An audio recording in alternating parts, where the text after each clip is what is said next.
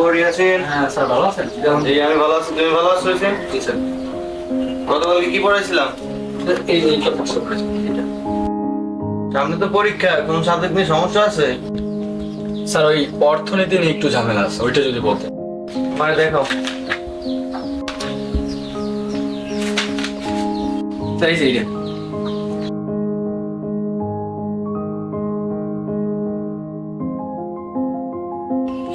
উৎপত্তিগত অর্থ দিক থেকে যুক্তিবিদ্যাকে বলা হয় ভাষা প্রকাশিত চিন্তা সম্পর্কিত বিজ্ঞান।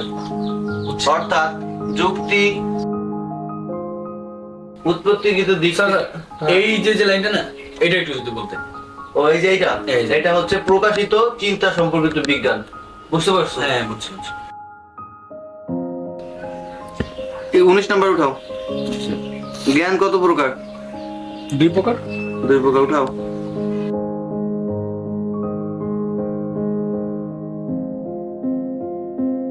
ইয়াসিন, জি স্যার। আজকে আমার একটু কাজ আছে বুঝছো, আমার যাইতে হবে। ই করো, আমি তোমার যে পড়া দিছি ওই পড়াটা করে রাখো। আমি কালকে আসতেও পারি আবার নাও আসতে পারি। পরশুদিন শিওর আসবো বুঝছো। আর যদি পড়া না হয়েছে তোমার তোমার কিন্তু খবর আছে ইয়াসিন। জি স্যার, সাবধানে থাকবেন স্যার। ঠিক আছে, তুমি পড়ো।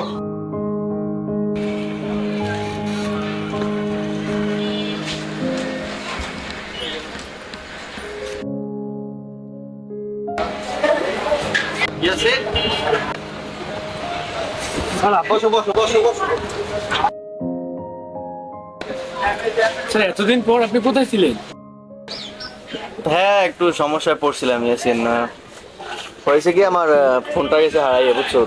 তোমার সাথে যোগাযোগ করার অনেক চেষ্টা করছি যদিও। আর আমি একটা স্মার্টফোন কিনবো, ওই যে তোমরা কি জানি একটা চালাও না। ফেসবুক? হ্যাঁ ফেসবুক ফেসবুক ফেসবুক। ওই আমার একটা খুলে দিও, আমি ওইটা একটা স্মার্টফোন কিনবো। আর তোমার জন্য একটা সুখবর আছে বুঝছো ইয়াসিন। সুখবর? হ্যাঁ আমি একটা ছোট একটা চাকরি পেয়েছি। ও স্যার, চাকরি পাইছেন? এটা তো ভালো সংবাদ। তো আমাদের ট্রিট দিবেন না? হ্যাঁ তোমাকে তো মিষ্টি খাওয়াবো আমি। জি স্যার। ইয়াসিন একটা কথা, তোমাকে হয়তো আমি আর পড়াতে যেতে পারবো না।